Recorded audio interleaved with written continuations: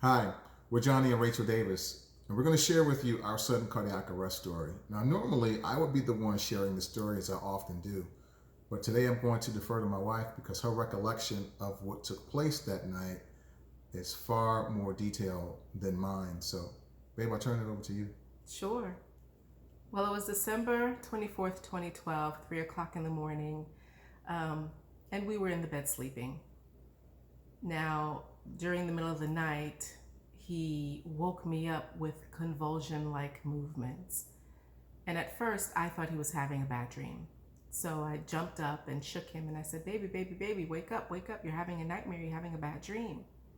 But even in saying that, he was non responsive. He didn't say anything to me. So I immediately knew something was wrong. I sprang out of the bed, turned the light on, only to see him having those convulsion like movements in the bed. I immediately called 911 because I couldn't think of anything else to do. And the 911 operator, as gracious as she was, walked me through giving him chest compressions for 10 minutes straight. During those 10 minutes, which seemed like the longest 10 minutes in my entire life, I was slowly witnessing the life leave his body. And so shortly after that, the first responder team came to the house, the firemen, our four heroes.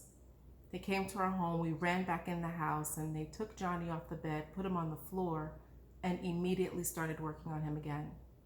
Each firefighter gave him 300 chest compressions for a total of 1,200 chest compressions, in addition to the umpteen amount of chest compressions I gave him during those first 10 minutes.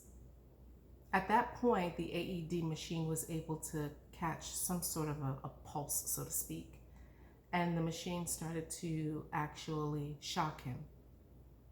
First shock, no response. Second shock, no response.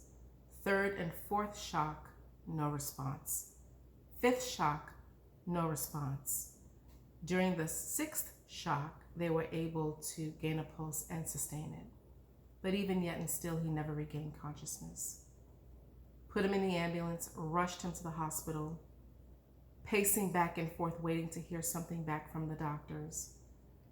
For them to only come into the waiting area to tell me that his prognosis wasn't good and that things really looked grim.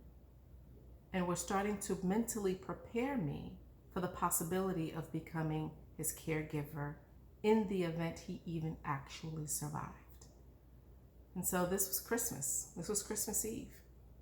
And I truly believe it is our faith, as we had a prayer chain going all around the world, it was our faith praying for a Christmas miracle, in addition to the steadfast and dedicated medical staff, team, nurses, doctors who worked tirelessly around the clock to bring my husband back to life. And I have to tell you, on Christmas Day at 11:53 p.m., he opened up his eyes and we got our Christmas miracle. And so, babe, I'll turn it over to you for you to finish sharing the rest of the story. Well, I think what you guys have heard, there were three things that were done.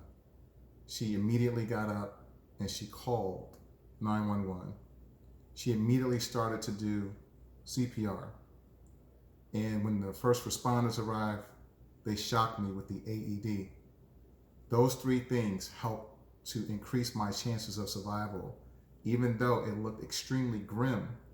But had those things not been done, I wouldn't be here today. Had my wife not began the process of administering CPR right away, I wouldn't be here today. So thank you for doing what you did. I wouldn't be here today, and that is why I call you my wifesaver. So thank you so much. You're welcome.